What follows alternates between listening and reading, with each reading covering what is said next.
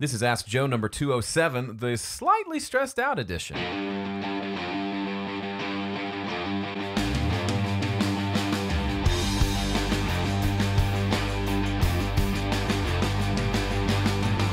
Hi everybody, welcome to Ask Joe. My name's Joe Gilder. I run HomestudioCorner.com and the YouTube channel, and I do other things related to music. HomestudioCorner.com, JoeGilderMusic.com. The reason today is a stressful day is because this is the first time I've run audio through my new mixer. Check it out. Bend on down. Look at it. Isn't it beautiful? You probably can't. Hang on. Stop looking at me. Look down. So, just to walk you through, this is... Come on, lean over. Oh, and it fell over. I'm super professional. This is the PreSonus Studio Live 24 Series 3. It's got the same number of channels as before. It actually fits in the desk like before. I had the old original 24 channel, and now I have upgraded to this bad boy. Cool thing, it's motorized faders. Look at them move around. So it has multiple layers, which is kind of typical of a normal mixing desk. Got all the fat channel settings are here on this touch screen. I can touch stuff and then adjust the settings here. It will record to an SD card. It's got this cute little tray to sit my phone, I guess. Turn my phone, I don't know. Anyway, back up here. Eyes up here, folks. Anyway, that's I got it into the desk, physically into the desk, like an hour ago. I plugged a couple of things in and was literally scrambling right before 1 o'clock today, Tuesday, to pass audio. And I think I got it. I think I have audio coming to you. I think I'm recording everything. But woo, it was been a little bit stressful. I was playing Monopoly with my kid at lunch, and then I had to run down here and set things up. I mean, that just makes for a stressful day. Yes, I know it's an iPad stand. I was just kind of joking around. Now I need an iPad to sit there. Anyway, lots of videos to come where I'll show more behind this thing. I'm really excited about this board because it's got the moving faders that we've wanted for a long time in PreSonus boards. It also has a DAW mode that will be coming, like in the fall, where I can use this as a control surface and as a mixer. Get out of here. More on that later, but just wanted to... You are literally the first people that even know about this, much less yeah, so I'll be talking about it more, but since you're here live on the chat, you get to see it first, and then obviously there will be more to come. I still don't quite know my way around it. However, this is worth showing. I did show this to my kids, and they were digging it. This is the best feature on the board by far up to this point. Check it out. I mean, I could just sit here and look at that all day. You couldn't see that very well. The faders are dancing up and down. All the lights are bouncing. And it's just beautiful. Okay, back to the task at hand. I took last week off for the 4th of July. I missed you. I want to get back into doing this. Hopefully, we got a nice string of non-interruptions to have fun. So let's just go ahead. I'm not going to do a rant this week, any sort of long monologue, because I'm feeling flustered. I'd love to just dive into your questions. And yeah, I've got some fun things in the works in addition to this mixer that I'll tell you about soon enough. But let's just jump in, and I'll say boom right now. How's that sound? Good? Boom.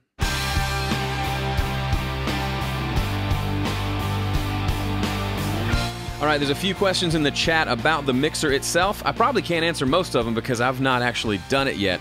Right now, this mixer only does 48K. It actually doesn't even do 44.1, which they're going to change, but right now it's 48K.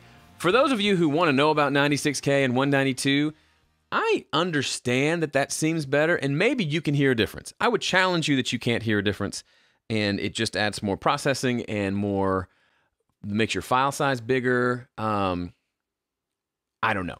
Maybe I'm wrong. I could be wrong. But in a home studio environment, sample rate is the last thing that's going to make any sort of difference to the audio quality.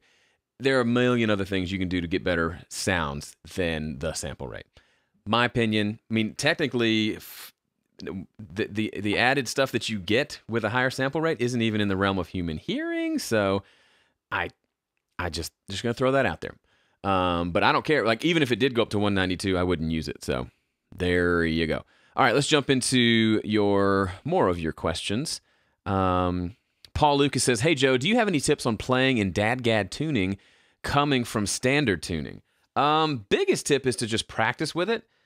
Go find a few really good DADGAD players or people who play a lot of open tune stuff and watch what they do. You'll learn a lot by just seeing, okay, how do they play a G? Okay, for me, a lot of times in DADGAD, G is literally one finger on the 5th fret on the low D string.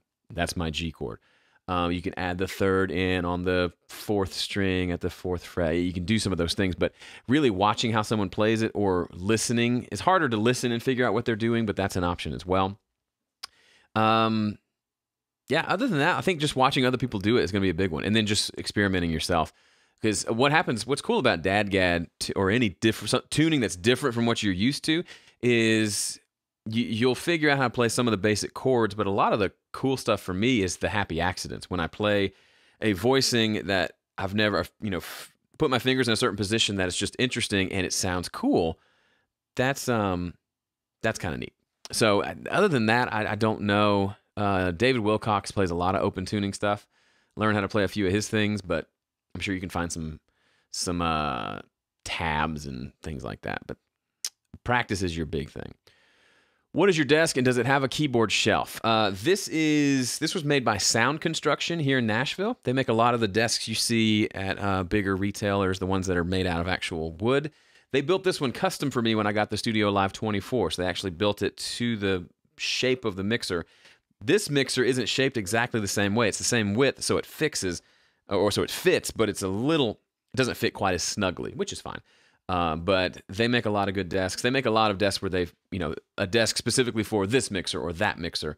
And it's not terribly expensive. It's a custom desk, but not a ton of money. And then does it have a keyboard shelf? It did. I took it off because it was just where the mixer sits is where I want my hands to be for typing. So I just put my keyboard on top of the mixer. You can see I've got my trackpad right here, and I guess put the keyboard right there. That's where it stays most of the time. If you're listening to the audio version of this, I literally lay it on top of the bottom of the mixer over the faders, and that's how that's where I put it. But the keyboard tray was just too low. And I think if you have a keyboard tray that's at the right height, then the rest of the desk is going to be really high. So I don't know. There's not a perfect solution. I'm sure there's a perfect solution. I haven't found it yet. This works pretty well. Lewis says, "I want to introduce my brother to your music. Which songs do you think I should play him first?" I would say whichever songs are your favorite. Because, I've got lots of stuff from acoustic stuff like the EP I just released to bigger full band stuff like a lot of the stuff I've released the last couple of years. I'd say pick your favorite and play it for him. I think that I would connect over that more than what I think he should. What does he like to listen to? Find one that you think he would dig or one that you like a lot and tell him why. Here, I'm telling you how to promote my stuff. Paul says Someone to Blame and Rain. I do like Someone to Blame a lot. Even though I jacked up the snare drum recording, that song just got epically huge, and I love it. I still go back and listen to it. How self-absorbed do I sound right now? Steve says, use a shelf with articulated arms so you can put it where you need it. That's interesting. I would like a shelf that sits up here. That would be ideal on top of the mixer, and then I could swivel it off to the side. Down here is just it's literally like I'm typing at my calves. I ain't got time for that. Ben Holmes, who just released another single, by the way. Go check out Ben Holmes' music. Go look him up. He says, "I was mixing some backing vocals yesterday and was never that happy with them. Do you have any tips for making the B vocals sit in the mix, EQ, distortion, etc.? My go-to for background vocals, my starting point almost every time is I bus them all to a bus. I take a big EQ curve and just scoop out the middle. And then if it needs it, I'll boost the highs. And then maybe I'll do a pretty aggressive compression on the whole thing. 9 times out of 10, that gives it the sound I want. If they're not wide enough, I might throw a chorus plugin on there. If it's a certain vibe, I might put a distortion plugin on there. It depends on the song, but that's usually my starting point. I'm going for it. Because typically, if you take me talking in a mic or singing in a mic and you do that 12 times, it's going to be muddy unless you backed way off the mic, and that might cause other problems. So typically, there's going to be low mids that have to be tamed. Otherwise, it'll just be too thick. From there, it's a matter of getting the mud out, making them nice and bright, and then it depends on the song. Do they need to be more angelic, or is this more like gang vocals? That's going to determine some of the rest of what I do there. How do I stop kids messing with my studio gear? Oh, boy. I had them in here the other day. It helps if you have a separate entrance to your studio that they can't get to. Locking the door is a big one. Sam Canucks here. What's up, Sam? Yeah, I don't know. What's cool about this mixer, if they come in and jack everything up, I can just revert back to a scene that I've saved, and it'll wipe everything they messed up. Also, my studio computer, I have a password to unlock the screensaver so they can't get in. Before I did that, they would literally come in and like files on my desktop would be renamed to like gibberish. And then sometimes they'd be deleted. So that's helpful. They can only get to my screensaver password screen. They can't get in from there. Other than that, man, I don't know. Put them up higher where they can't reach them. Mount everything on the ceiling. That's a good idea. Vinny says, how would you go about getting a mono summed headphone mix through a snake return for tracking? Because of the 1/4-inch adapter, I'm only getting audio through the left ear. So you can technically send a headphone mix through a snake. It's probably not going to work very well, but you could technically do it. You literally just have to come out of a headphone output on your mixer or on your interface, plug a balanced 1/4-inch TRS cable from that into the snake, and then just plug your headphone into the other end of the snake. It technically works. Might not be loud enough, might lose a lot of like low end, might not sound that great. The way I do it takes a few other steps. You have to have 2 channels available on the snake. So I have an actual live snake that I use in my studio. It empties out here at my desk, and it goes through to the other room. The other room is just a little box, like just a Proco Stage Master, nothing big. And it's got 4 1/4-inch jacks on there. So on this end, 2 of those 1/4-inch jacks are plugged into a left and right auxiliary out on my mixer. So I can do like a headphone mix. And so that's left and right. And then on the other end, I've got a headphone amp. Hold on, I'll show it to you.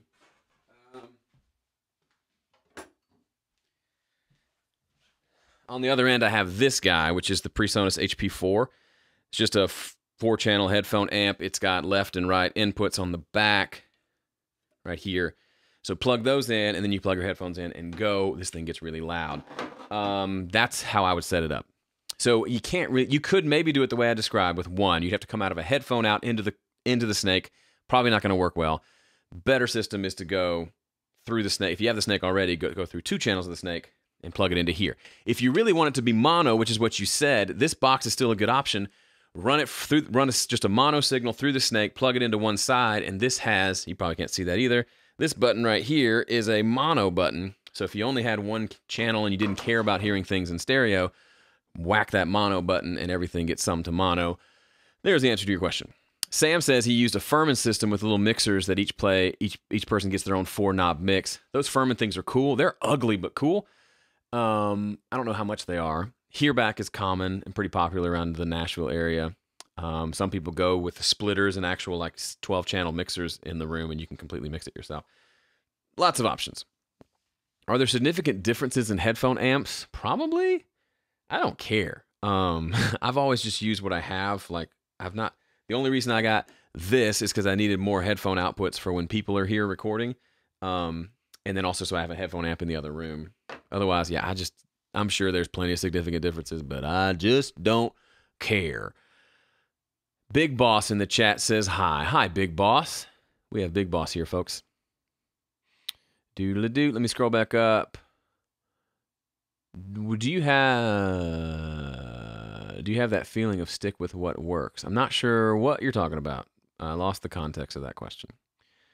Will Paxton's here. By the way, I see a couple people here who are coming in like a week and a half to Nashville to come to a 2-day recording session I'm doing at a sweet studio to record for my next EP. I haven't talked about that on this podcast because I've been gone, but or maybe I have and I forgot about it. But we have booked the session 2 days. We're going to do drums, bass, and whatever else we can get to on day 1 and overdubs on the 2nd day.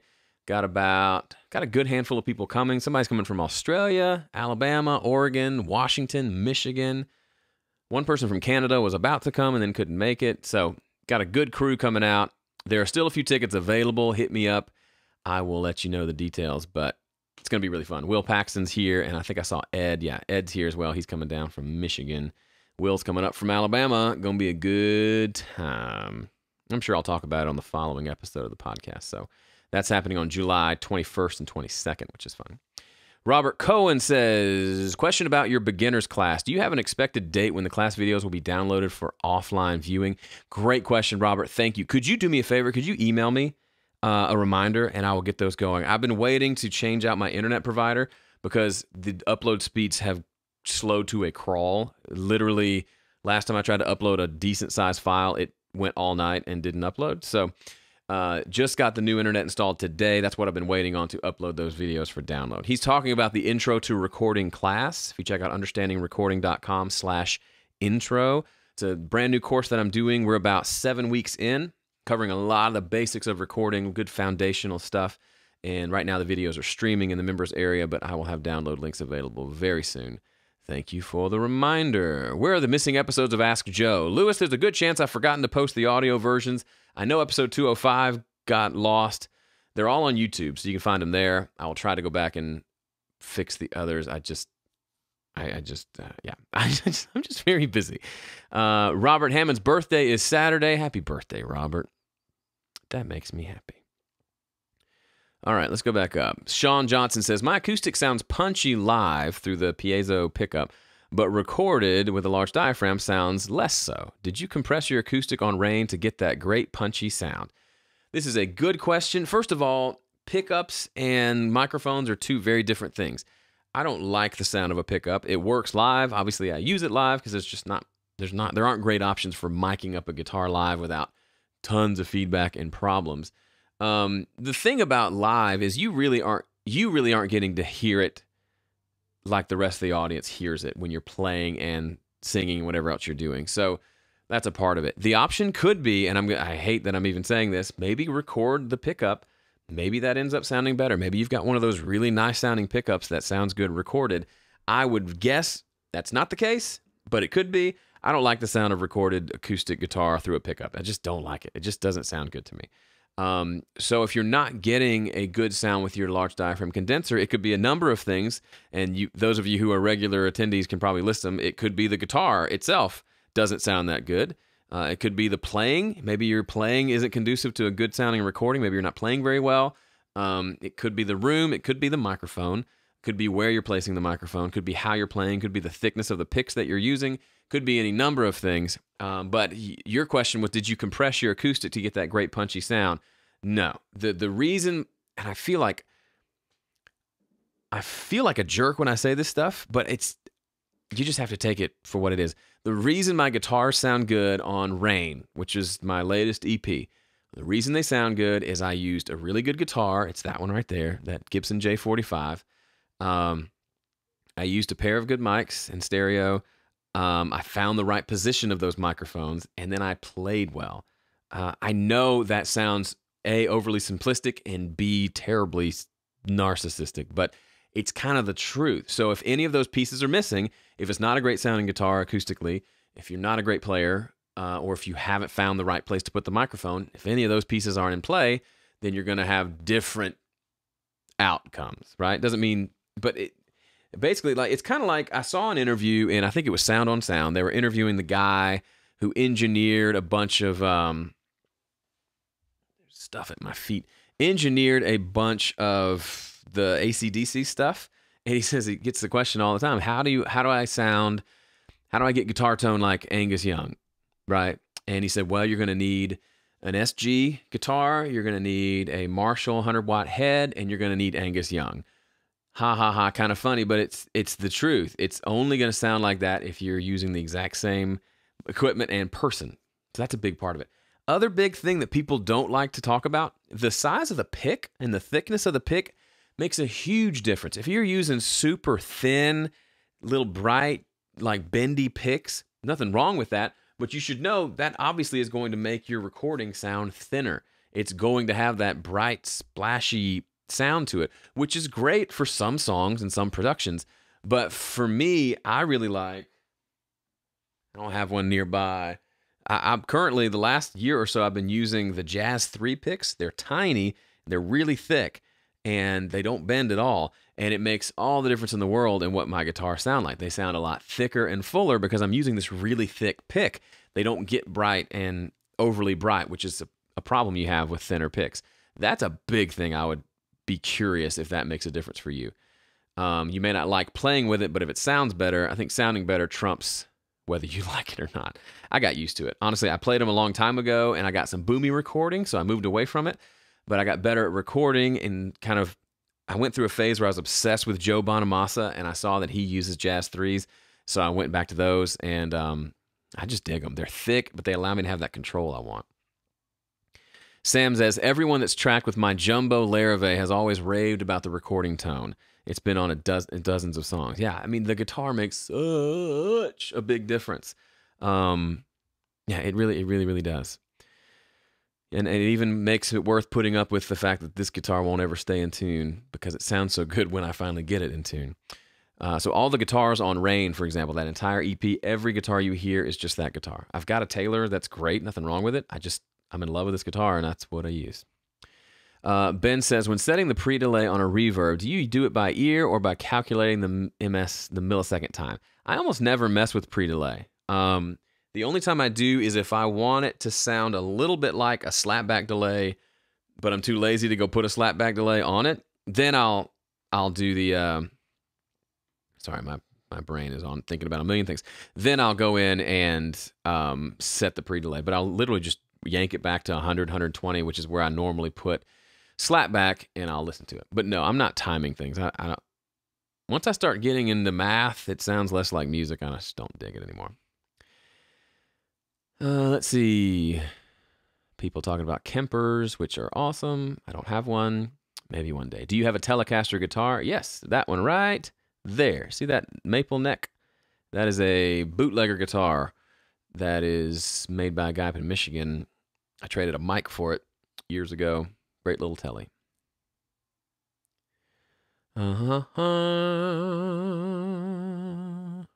Are there any drawbacks to recording an acoustic guitar both plugged in and simultaneously mic'd? Phase issues or the like? There's always, whenever you have two copies of something, two mics on a source or two different sources on the same thing, so a pickup and a mic, there's always the possibility of phase problems. It's kind of like when there's a little box that I forget who makes it, where literally for live sound, if they're going to use, if they're using both the direct bass signal and the amp signal, there are boxes that'll actually delay one or the other so that they get more in phase, because that actually just the difference between the bass plugged straight into the system versus the distance from the amp to the microphone can be enough to cause some problems. So yes, it's something to think about. Flip the polarity, see if you can make it sound better or worse. I don't know the last time I plugged in. I just like to get it right with a microphone and leave off the pickup entirely. But that's just me. And to kind of, not in my own defense, to make an argument for the other side, I've said that for years. I don't like the sound of direct guitar recordings on acoustic, so I never do it. That said, one person sent me a recording he did a few years ago, fingerstyle guitar. He used like up close, like a pair of really nice mics and then a pair of Neumanns farther away. And then he also plugged in direct, and it sounded incredible with all those blended together. You got the direct signal actually gave it, you could hear the individual notes a little bit better. And when he moved his fingers, you could hear that a little better. And blended in, it certainly worked. I think he sent me a version without the direct guitar, and I didn't like it as much. So I have my opinions, but then there are certainly people who are pulling it off without, with the direct guitar, and I can't argue with that. Keith says, I've been hearing a lot about low passing lately. Do you do this extensively or not in your mixes? So a low pass filter, meaning rolling off the highs. I only do it when it needs it, and I don't find myself needing it a whole lot. Usually where I use it the most is people have gotten some sort of amp modeling software or like a Kemper or something probably cheaper like an 11 rack or something, and they've gotten really happy with the gain knob to where they make it just way too overdriven and way too bright. And it comes to me and it just is like whoosh, this big like white noise party. That a lot of times, sometimes a high pass filter or a low pass filter there will just chill it out to where it sounds more like a normal human guitar part and not this excessively bright part. It's not an ideal scenario because it still doesn't sound great, which is why obviously you want to get the tone right at the beginning. But that's the main place where I use it. I've used low pass filters before in mastering. If the whole thing is just too bright, it can smooth things off to roll off the really, really high frequencies to where it just sounds warmer. I learned that from, what's his name? Works for Gibson now. Anyway, he talked about it, and I stole it from him, and now I'm not giving him credit because that's how this goes. Live recording into Studio One. I guess he's not going to show anything practical in this stream. Well, this is a Q&A, so not sure what you were looking for there, Skyhawk77, but if you have a question, I would be happy to try to answer it. I would like to hear a little about binaural panning. I've heard this way to pan stuff to one side, but make it sound like it's coming from both speakers in a weird way. So binaural panning, I don't know what that is. Like binaural recording is where you like record with microphones in approximately the same spot as your ear. So when you listen on headphones, it really is kind of creepy. It sounds like you're in the environment where it was recorded. It's mainly I hear it used for things other than music. I mean, you could, but I don't care about that kind of stuff, to be honest. I'd rather just record with one microphone and then just pan it to the left, pan it to the right, and have fun. All right, folks are having fun in the chat. Let me try to scroll up and see if there are other questions. Josiah says, I had such a terrible time convincing the bass player I used to be in a metal band with to use a thicker pick. He loved using the thinnest picks ever and would complain that it didn't sound right. Yeah, I mean, I think I know great bass players that use picks sometimes and don't other times, but yeah, a really thin pick, it can be cool for like a certain song that just needs like really fast, but yeah, 9 times out of 10, you lose all sorts of life when you have a thin pick on a bass. The pick really does matter. Sorry, I'm scrolling back up to see if I missed any questions. Otherwise, bring some more. I'll go back to the bottom of the chat. Lewis says, what piano did you use on Better This Way? It sounds amazing. This is interesting. So on Better This Way, which is the last full-length thing I released back in, was it 2015? Had a lot of piano songs on it. I actually used the piano sounds on the Yamaha Motif. That sucker right over there. See her? She's sitting there all pretty. And not one of the new ones. It's literally one of the, like, the ES8, which came out in, like, 2005 or something. I just used the built-in piano sounds there. There's a couple different ones. There's the dark piano, and there was a brighter grand, and I think those are the main two that I used. They're not perfect. If you go listen to the raw recording, there's a buzz because I didn't use a direct box. I just plugged it right into my mixer. All sorts of problems, and I had to play mostly on the lower register because the high notes just didn't sound good. But I just used it, and it worked, and it's fine. The more recent stuff, I've started using some of the pianos in MainStage on my laptop, using that motif as a trigger, just a MIDI trigger for it. Those sound really nice. On Frankie's EP, the pianos in there are all from just the stock pianos in MainStage, and that works pretty well. Big Boss is back, says, Joe, what sort of techniques do you recommend to record a pop piano? I feel like I get a sound that is too bright, although I have pulled further back, but I don't know, I haven't found a technique I like. I mean, you may not have if you're talking about an actual physical piano, it may not be a pop-sounding piano. So you might be better off going with piano samples and maybe get a really cool, vibey-sounding upright piano or a really bright Yamaha model that just sounds more like what you're wanting. That's probably what I would do versus trying to take a dark Bosendorfer piano and trying to fake it into being bright. That's what I would do. You can try, obviously, mic placement, try playing it differently. I wonder if like more of an upright sound would give you that kind of snap and brightness you're looking for. I've recently recorded a violinist playing on a disco track, 4x passes each of 2 separate parts. Any tips on panning and EQ? A violinist on a disco track. That sounds interesting. Honestly, a lot of those panning decisions should have been made while you were recording. So when they recorded a part, you should have gone ahead and panned it to figure out what other parts need to be where. So if you haven't done that yet, then it's just a matter of experimenting. I like to have, if I have something on the left that's doing something, I like to put something on the right that's complementary, either a double of it or something that's playing a similar harmony with a similar rhythm. Those are the kind of things I'm trying to do. To get an orchestrated sound or an orchestral sound, you won't get an orchestral sound with 4 violins. You'll get a small quartet sound with 4 violins. So just know what's possible. You probably need cellos, and you need a lot more takes if you're going for like an ensemble. For example, go listen to the EP I produced by Frankie Barranco called Still. There's a couple, it sounds very orchestral in places, and those are between 5 and 8 cello parts layered on top of each other. Well, some of it actually is, there's like 6 or 8 violin parts and then 5 to 8 cellos all together, individually recorded.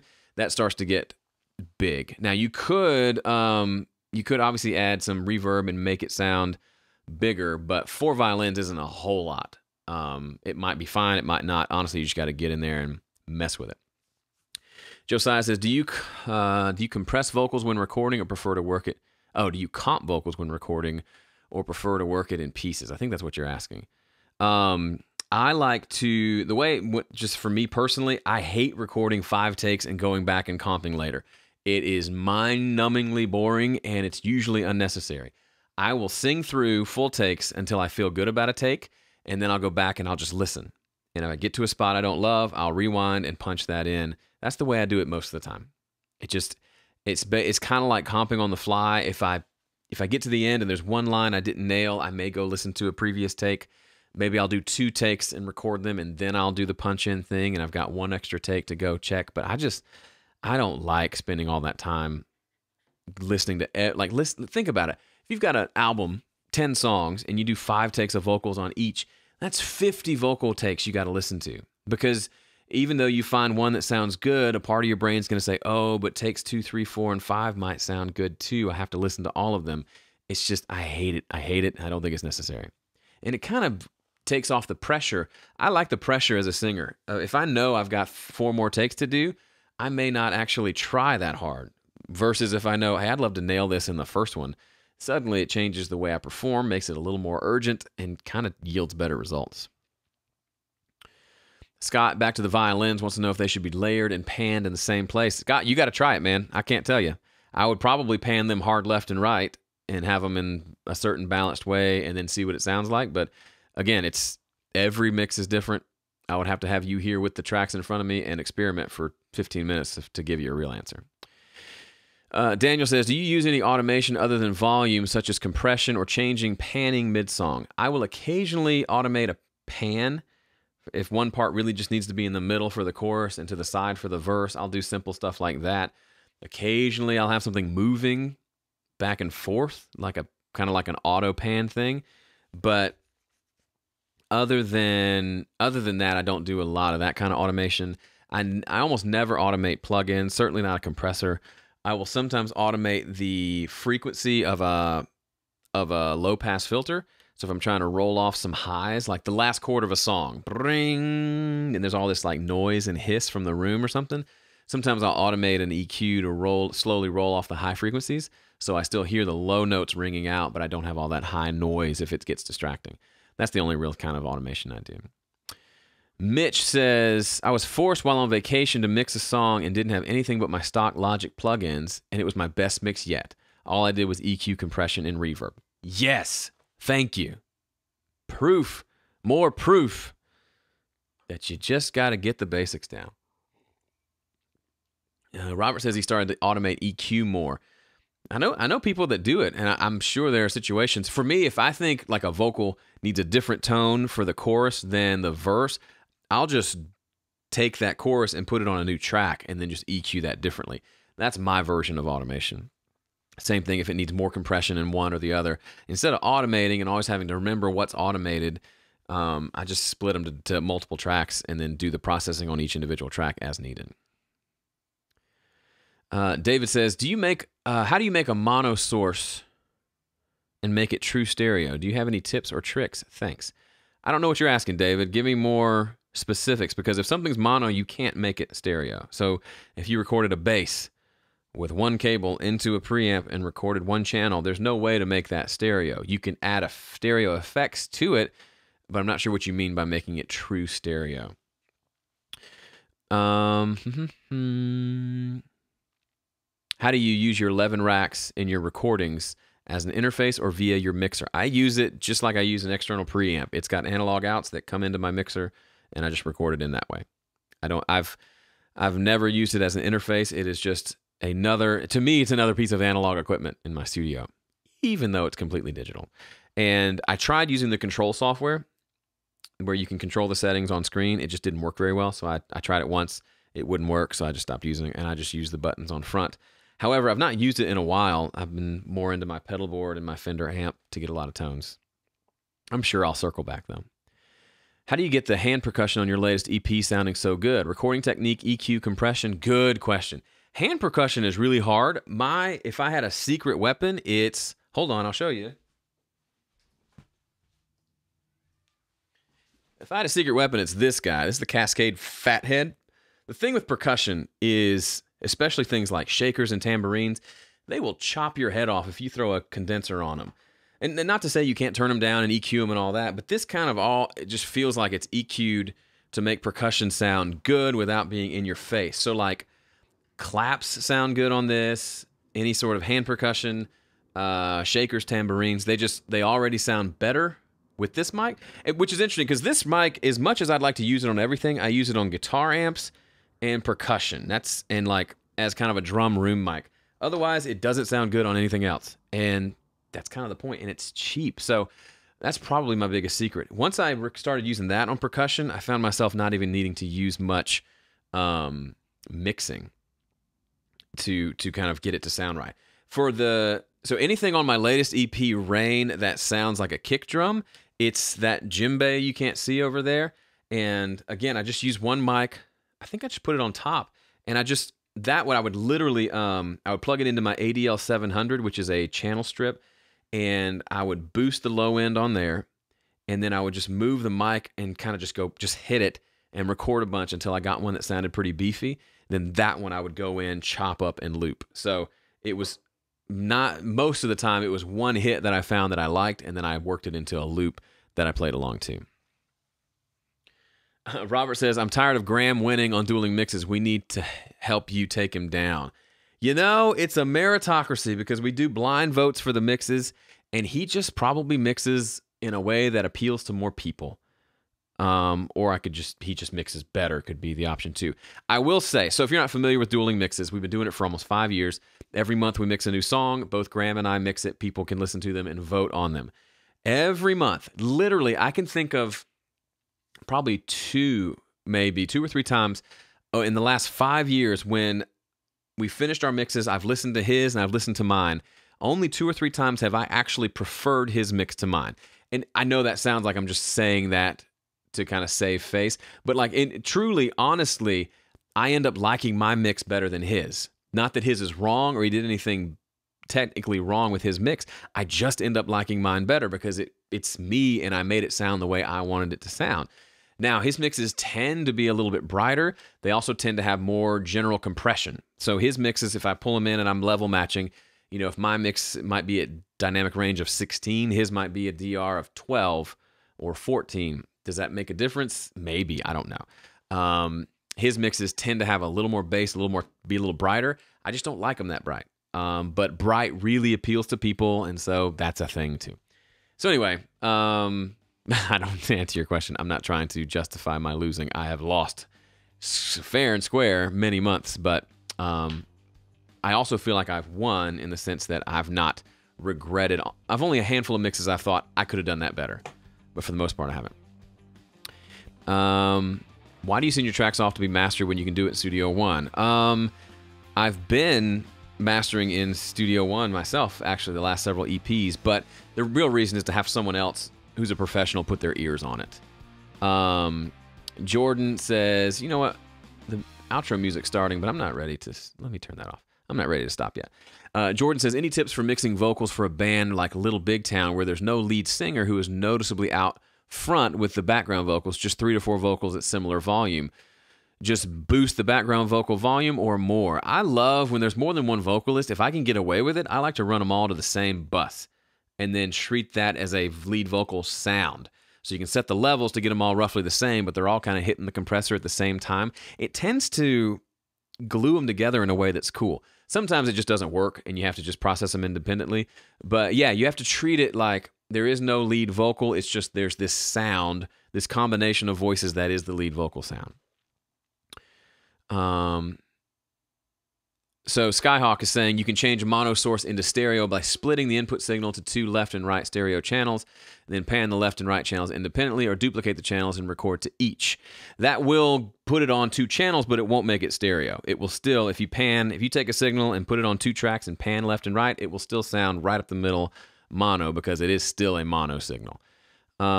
Milch and stuff says, loved your latest EP. Really was inspired by how you were able to sound so amazing with just an acoustic sound. I've gotten into that now, and I'm starting to write an EP in a similar style. It's super fun. I missed getting to like rock out with my buddies, but it's also really fun to do acoustic stuff because you have to find a way to make it big without big instruments. It's kind of fun. That mentality is our way of having ownership. I've had others record my songs, but I like my versions better. Yeah, it's certainly, and I think I'm mature enough to where if someone else did a better version of my song, I'd be able to say, yeah, that's better.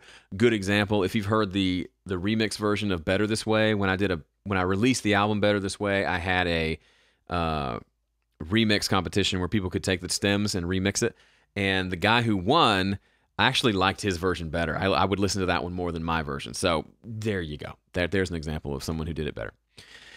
Do you use EQ on the 11 rack to get rid of the annoying sounds and frequencies, or do you do it afterwards in Studio One? I mean, I use the amp EQ, like the low-high knobs for the amp models themselves, but, you know, if there's annoying frequencies, yeah, I try to fix it at the source by, like, changing the settings. I don't use actual, if there's the 4-band EQ or whatever, if there's one of those on there, I don't use that. I have a client who wants a mono guitar track to sound like stereo guitars. Okay, David, excellent, got it. You have to double it. A couple things you can do. You could leave it up the middle and send it to a fairly fast stereo delay, like a ping pong delay, and set it to a fairly fast delay time. That will give it a little bit of width, and that might be the solution. Maybe a little bit of reverb will give it some width as well. But if he's wanting like big, wide rock and roll guitars, it has to be 2 parts. Like you have to record that thing twice, pan one to the left, one to the right. That's how you get wide stereo guitars. That's the way. You can get a little bit wider guitar if you take a mono one and do it through stereo effects. But really the only way to get wide guitars like what I think you're asking for is to record it twice. Now, some people will say, take one of them, duplicate it, pan it to the right, the other one to the left, and then delay one of them by a few milliseconds. That will make it sound wider. It will, but it actually causes a lot of phase issues. If you listen back in mono, it almost disappears. That is not good practice. I would recommend not doing that for sure. What do you think of stereo wideners? Why don't you get them in Studio One? Studio One does have one in Studio One Pro. There is a binaural pan plugin that you can use to increase the width. So there you go. I use it occasionally on like background vocals if I just want them super wide. Sometimes I use it in mastering, but rarely. I don't trust it to not make things too thin. When recording 2 guitar tracks, should you slightly change the voicing at the same time? You can. Sometimes if they're very, very similar, it doesn't sound as good as if you made one a little bit different. But that's a production thing. If you're not sure, go listen to some of your favorite albums and listen to what they did. You know, AC/DC, classic guitar on the left, guitar on the right. Are they playing the same thing? Sometimes they are, sometimes they're not. One might sound thinner, one might sound thicker, one might be up on the neck, one might be down. It's a creative thing. There's no right or wrong way to do it, but you should definitely try to not make everything exactly identical. Okay, I think I am done. I will stick around the chat for a little bit longer, but my voice is tired and I gotta go. All right, see ya.